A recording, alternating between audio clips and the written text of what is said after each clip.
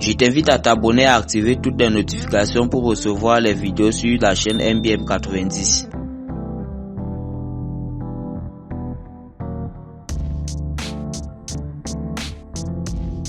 DJ Arafat a eu un impact profond sur la culture du concert en Côte d'Ivoire. La musique et les performances de DJ Arafat sont devenus des symboles emblématiques de la culture ivoirienne, faisant de lui une figure importante de l'histoire du pays. Ses concerts ont été extrêmement populaires et ont attiré de grandes foules, ce qui a ouvert la voie à d'autres artistes ivoiriens. Voici 4 choses qu'il a faites et qui ont encore un impact sur la manière dont les chanteurs ivoiriens animent leurs concerts aujourd'hui. En décembre 2011, DJ Arafat a présenté publiquement Aïcha Ballo, mère de son fils Ouon Maël, à la Chine, ses fans. Des années plus tard, ça devient presque une tradition d'introduire ce qu'on aime à sa fanbase, que ce soit les parents, la compagne ou les enfants. Didi Bella fait avec sa femme Sarai et a revitalisé cette tradition. Il a par la suite été suivi par Fior de Bior ou encore José. Et cette tendance ne semble pas près de s'arrêter. Le coupé décalé et ses nombreuses querelles. Au-delà de sa musique, on se souvient du caractère belliqueux de DJ Arafat, faisant naître de nombreux scandales. Mais on se souvient surtout de ses nombreuses réconciliations publiques. Le 29 décembre 2018, DJ Arafat en concert de fin d'année à l'Ivoire Golf Club d'Abidjan a enterré la hache de guerre avec Ariel Chenet. L'ancien poulain d'Arafat avait déclaré « Je suis venu vous dire une seule chose, un enfant aura beau grandir, il ne peut jamais oublier son « papa » en faisant référence à DJ Arafat. Ce dernier avait alors rajouté en s'adressant au public, dit à Ariel Chenet que pour moi là, c'est fini.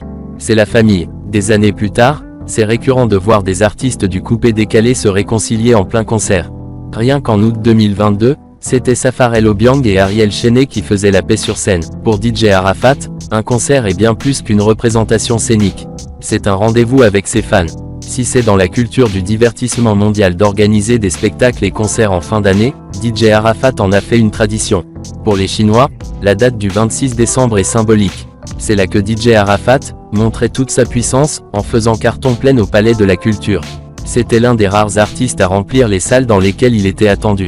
En popularisant le coupé décalé, il a ouvert la voie à de nombreux autres artistes du genre pour faire salle comble. Peut-on conclure que DJ Arafat était notre Michael Jackson national? Le roi du coupé décalé savait donner un spectacle. Sur ses musiques entraînantes, il faisait chanter et danser ses fans. Il avait également une réelle communion avec ses musiciens et ses danseurs. Il n'hésitait d'ailleurs pas à les mettre en avant, faisant d'eux des stars également comme ce fut le cas de son danseur ordinateur. Le concert, ce n'était pas que lui mais toute son équipe. Il est donc devenu fréquent de connaître quelques membres importants du staff d'un artiste, surtout dans le milieu du coupé décalé. On n'oubliera pas le célèbre duo Serge Beno-Zota par exemple.